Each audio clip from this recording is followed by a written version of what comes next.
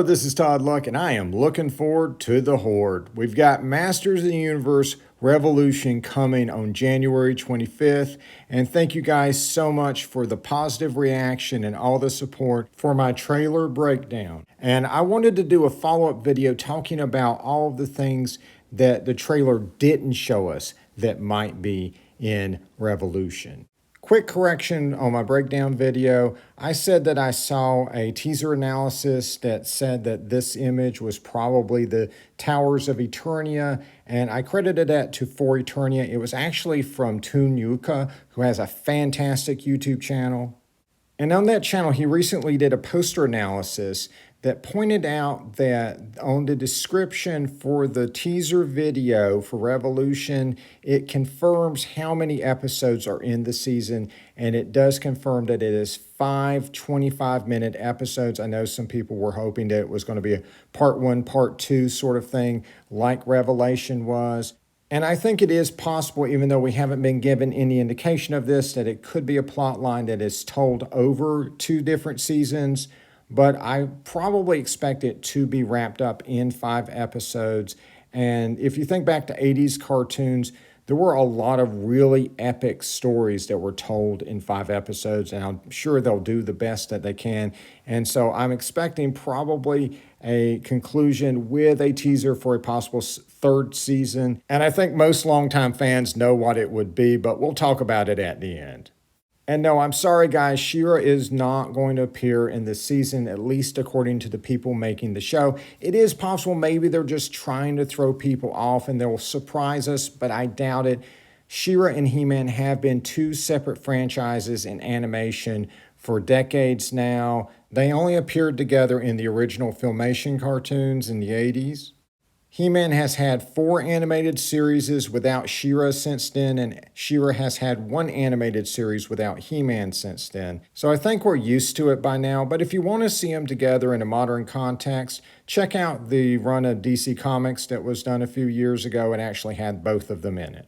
All right, let's talk about hopes, dreams, and predictions for Revolution. I'm not going to talk about things they've already shown us in the teaser and the trailer. I'm going to talk about things that we didn't see in there that might be in the show. All right, let's start with the Evil Horde. So we have seen what Hordak looks like, and we have seen what the Horde troopers look like, and he's got a whole bunch of Horde troopers, and we have seen 4 out of the 5 original Horde members. Here we've got Leech, Grizzlor, and Mantenna, but that leaves our 5th member we haven't seen yet.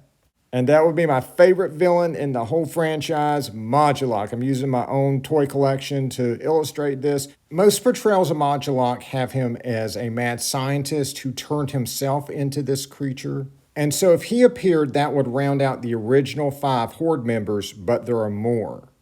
There is Dragstore, a Road Warrior-looking cyborg with a motorized wheel embedded in his chest. He can launch himself like a land torpedo at his enemies, and it would be his first time in animation if he appeared. And I could see this guy being an actual designation of Horde Trooper. I could see a whole army of these guys going at the forces of Eternia. There's also Multibot, which I sadly do not own. He is the robot of 1,000 bodies, so yes, he's basically Modulok as a robot. And he is typically built by Modulok, so if we get one, we'll probably get the other. And then there's Mosquitor, who can drain the life of his enemies, and he is incredibly popular. He is a favorite figure of YouTuber Pixel Dan, and I can almost guarantee you he will be in there. Some interpretations of the character have him flying, and that's why I have mine on a flight stand. As far as Horde tech from the toy line, there is Mantisaur, which is Hordak's robotic steed. And there is Monstroid, who I deeply love. I do actually own Monstroid, but I could not resist showing you this amazing Earl Norham painting of this awesome robot. Speaking of awesome paintings, it's the Fright Zone, kids. This is the lair of the Evil Horde, and I expect that we will see a version of the Fright Zone in Revolution. And I think we probably have already seen it in the trailer. I forgot to mention in my trailer breakdown that this scene we're seeing where Hordak is fighting what appears to be his apprentice Skeletor in a flashback, is probably set in the Fright Zone. And thank you to everyone who pointed that out in the comments. And someone also pointed out in the comments that it doesn't look like Skeletor has monster feet here, so that may indicate that he is Keldor and that they are indeed abandoning his origin as a demon from another dimension and changing it to him being a blue-skinned dude named Keldor. Because they're not using She-Ra, I wouldn't expect any Horde members who only appeared in the She-Ra cartoon to appear in Revolution. There may be some wiggle room, but I wouldn't expect characters like Shadow Weaver, Catra, and Scorpia to show up. So one Horde member that was introduced in the modern comics is Despara, and this is a new version of Adora when she was serving the Horde. Now, obviously, since they're not using She-Ra, a version of Despara who is Adora could not show up. However, Rob David said that if the CGI Masters of the Universe cartoon had continued, he would have had a version of Despara that was not Adora. If they had kept the origin that they had established for Skeletor in the second issue of the Masters of the Universe Revolution comic, you can look up my review for details on that, I expect Despara would have shown up as Skeletor's daughter. However, there are some heavy hints that they're probably just going to write off that backstory and have it be false memories, and we'll find out that Skeletor really was Keldor. However, it does look like we will have some version of Despara in the series continuity. Dark Horse Comics released a cover today for issue 4 of a newly announced prequel comic for Masters Universe Revolution, and it says, "Who is Despara?" on the cover. And according to the press release, it's supposed to be showing characters from the animated series, which is pretty insane because a lot of these characters have not appeared and you might not expect them to appear. The green-skinned lady in the first row is Lady Slither, and we'll talk about her in a moment. The blue-skinned woman in the second row appears to be Skeletor's mother from the modern DC Comics.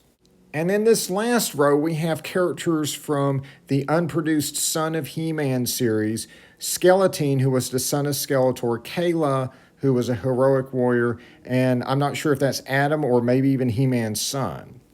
Now, taking Dark Horse at their word, assuming they didn't make a mistake, all these characters are supposed to appear in the animated series.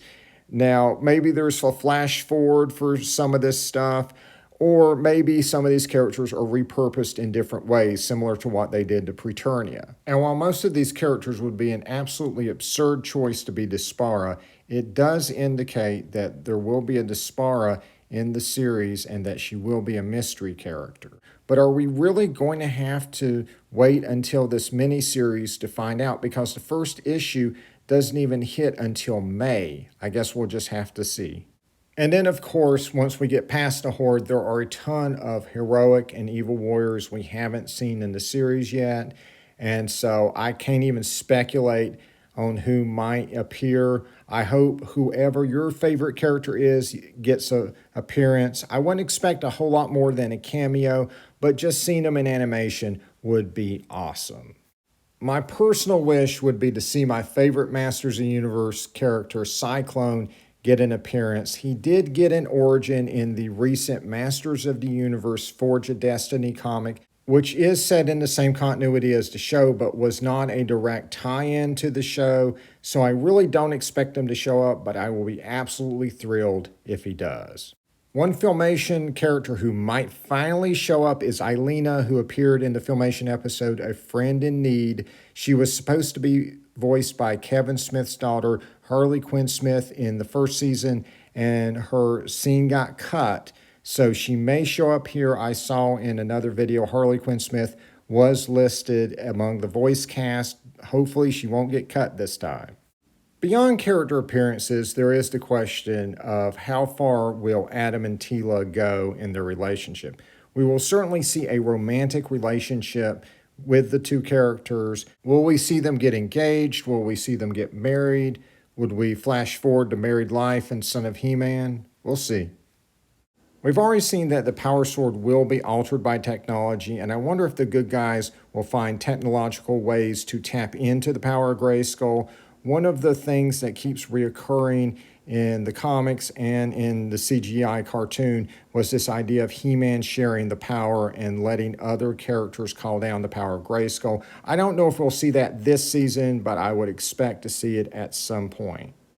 And the villains are obviously using technology to control the power of Grayskull and take over the castle. And I'm wondering if that's going to be the smart way to do it, because we saw what happened last season when the villains tried to directly control the power. They lost control of it and just became slaves of their own id. And I'm wondering if maybe controlling the power indirectly through Motherboard will allow Hordak or maybe even Skeletor to do whatever they want to with that power. Speaking of power, why does Teela need snake magic? Now, the Sorceress of Grayskull always has had limited power. That's why she needs He-Man to help her defend Grayskull. And we don't necessarily know what happens if the Sorceress tries to use the power outside. It may not work that great if she's not near Grayskull. So that's a couple possibilities for why she needs an upgrade. Now, of course, in the comics, she controlled this undead army of snake men when she became the Green Goddess. And yes, they could do that again. But it could also be that her power is diminished or cut off because the bad guys are in charge of Grayskull. And if it's true for her, it's probably true for He-Man as well. Regardless, I think snake magic will be linked to something Masters fans are familiar with and may tie into what I believe will be the teaser for Season 3. And so, if this plotline is wrapped up in 5 episodes, what would the teaser be at the end? Where would we go next after the Evil Horde? The Snake Men, of course. Now, for the uninitiated, the Snake Men are the third and final villainous faction of the Masters of the Universe franchise. Now, in the 2002 Masters of the Universe cartoon, the second season had a very epic and extensive plotline with the Snake Men, and they were planning to do even more with the Snake Men when they got canceled, so it has been explored very thoroughly in animation. However, since then, they have added a lot of new characters and added a lot of new things to the Snake Men mythos, including an empress named Lady Slither. They've given them a home planet. They've given them a lot of new backstory. They've got their own starship. Mattel will be coming out with a brand new Snake Layer playset. And so, yeah, I think it might be a good time to re-explore them in animation, and I know Mattel would love to sell you some more Snake Men stuff. And as exciting as all this is, I would also temper my expectations, especially on the Horde invasion. I know we have been waiting decades to see the Horde attack Eternia, but they have been trying to downplay our expectations of that and heavily emphasizing this is going to be a story of Skeletor taking the crown and fighting He-Man. They've played that up from the beginning in the plot synopsis, in both posters, in the trailer, every time they talk about it. But even if that happens, even if the Horde invasion is nothing more than a setup for yet another story that evolves around He-Man fighting Skeletor, we're still getting a Horde invasion, and that's awesome. And if you like the first season, I would just temper my expectations overall. This will not be the same show done again. The second season will be different. Second seasons often are, especially with Masters of the Universe series. So just prepare yourself for that and just go in with an open mind and prepare to return to Eternia. And I want to thank everyone for the tremendous response to my trailer breakdown. I love seeing all the comments from that video, and I'm seeing all around the internet, good, bad, and indifferent from actual fans. It's good to know I'm not alone out here in my love of Masters of the Universe. And I did get a very tiny amount of troll comments that were hateful and sometimes even insulting. But I want to thank the trolls too, because every comment that they leave helps with YouTube's algorithms, meaning that more people will see videos about things that they hate. So, thank you. All right, I'll definitely be doing non-spoiler and spoiler reviews of Masters of the Universe Revolution when it comes out. So like and subscribe for more videos. And until next time, good journey.